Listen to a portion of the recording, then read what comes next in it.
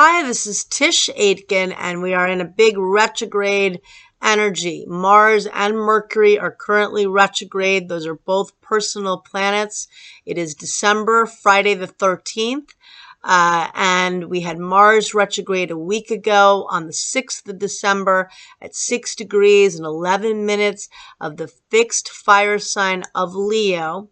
And Mars energy is very strong, very potent. You can see it by many of the news stories. I won't repeat all of them. But Mars also can be associated with fire. It does rule the cardinal fire sign of Aries. And we are in Sagittarius season, which is a mutable fire sign. And it spreads. Mutable signs spread easily. They adapt. They morph. But currently there is a grand trine in fire. A grand trine is when 3 points are 120 degrees apart from one another and they form a triangle. It's usually a very lucky energy, synergy. You've got Mercury retrograde in Sag, which is just about to station direct on Sunday, which is a full moon. Mercury is forming a trine to the north node of Karma, which is currently in Aries, and that's ruled by Mars, because Mars rules the sign of Aries in modern astrology, and they're both forming a trine to Mars in Leo, which is currently retrograde. So that is a grand trine in fire in Sagittarius season, which is mutable fire, and there are currently those wildfires in Malibu, and there, which is awful. A lot of people, more than 1,000 were evacuated, and more than, I think 4,000 acres were lost. And it is that energy. And yet hopefully there is some good luck for some people that dodged worse issues with this, and knowing that the Mars energy is very strong. And Mars, again, can deal with anger. It deals with desire. It deals with fire. It deals with people getting fired up. And Pluto and Mars opposed one another on November 3rd, and Mars will oppose Pluto a second time on January 3rd at 1 degrees of Leo and Aquarius, and a third and final time on April 26th. And this is going to be at 3 degrees of Leo and Aquarius. This is a life-changing Mars retrograde, and this is where we are figuring out how we can evolve and grow. Pluto and Mars are both the rulers of Scorpio. Pluto just ingressed into Aquarius, this time through March of 2043. That's a really long time. So there are going to be things we're releasing. There's a lot of shadow work you can do right now. There's a lot of pain and anger, which is obvious in the world, within ourselves. How do we reassess how we can connect to our desires? A lot of people feel like they can't achieve what they want to achieve. Neptune just stationed direct last Saturday on December 7th. We feel the intensity of Neptune 5 days before and 5 days after the shadow period, because before it stations, the station rather, because that enhances and exaggerates the quality of Neptune. The higher level of Neptune is sympathy, compassion, sheer creativity, selfless love, the imagination, dreams, psychic intuition, spirituality, and spiritual practice. The lower, more challenging vibration of Neptune is escapism, drugs and alcohol, deception, confusion, lies.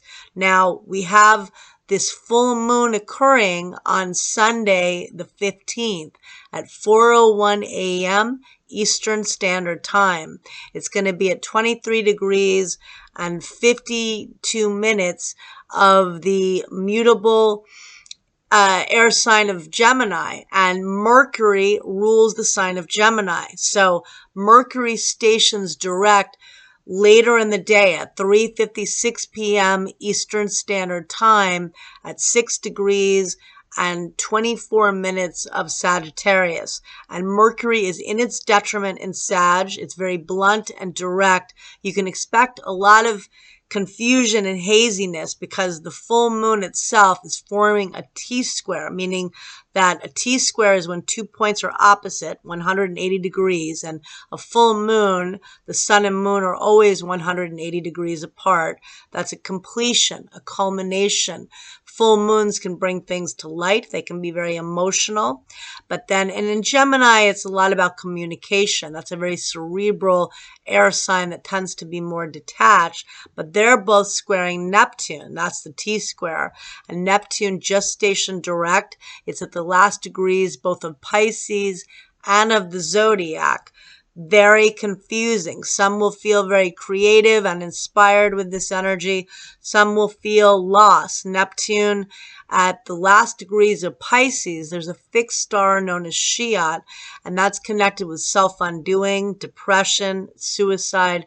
Check in with those that have addiction and depression issues. Some people may want to tune out more. There could be more overdoses with this energy and escapism, yet there could be a sociability. I just think being very, very flexible with this energy. You've got Mercury retrograde in Sag. It doesn't station direct till much later in the day. You've got a full moon in a mutable sign. You've got a grand trine in fire, which is inspiring, but just kind of exaggerates the Sagittarian energy. And you've got Neptune at the last degrees of Pisces, part of this full moon energy. So it can be confusing. It can be really creative. Venus is forming, so it just opposed Mars on, on December 12th. And that can be intense energy, that can be combative. Bear in mind that Venus entered Aquarius on December 7th and soon after met up with Pluto, the planet of death and demolition. There could have been major endings and intensity regarding relationships. Now Venus opposed Mars on the 12th. That can be very creative energy, but that can be a standoff, and that's still in effect on the full moon chart. But Venus is also forming a very good angle to Jupiter. Even though it's in its detriment in Gemini, it is, expanding through, having fun, socializing, talking to your neighbors, talking to people you connect with. And, Venus is in Aquarius, which is very social. It's an air sign. So Venus and Jupiter in harmony could be very social energy on the 15th. And so that's good for the full moon. A lot of creativity. Mars retrograde in Leo wants you to figure out how you can be more creative in your actions. If you're feeling anger, how can you morph that into passion to do something about your anger in a healthy way? And with Neptune at the final degrees of Pisces, this is also an invitation to really delve into your imagination, to do manifesting work. This full moon, release the fears and manifest what you desire. Gemini is most associated with writing and journaling and communication. Write down what you want to release, but what are your desires? There's a grand trine in fire that involves the north node of karma, what you're meant to go towards. It involves Mars, albeit it's retrograde. It's still how you take action. How can this be an impetus to do what you want to achieve, maybe in stages? It's not going to be all overnight with Mars retrograde, which really only happens once every 2 years. Mercury retrograde, which happens approximately 3 times a year. The bigger issue is Mars retrograde. And so let's hang in there, managing anger and passion and what makes your heart shine. And know that this is going to be a wacky weekend. Now Mercury at least is going direct. It's still, in its station. So it's not fully in its, direct movement. But imagine that some big news stories will occur over the weekend. You might get a lot of information. It could uncover hidden information. A lot of communication in general, and hearing from people from the past or finding out some big stories. So good luck and hang in there.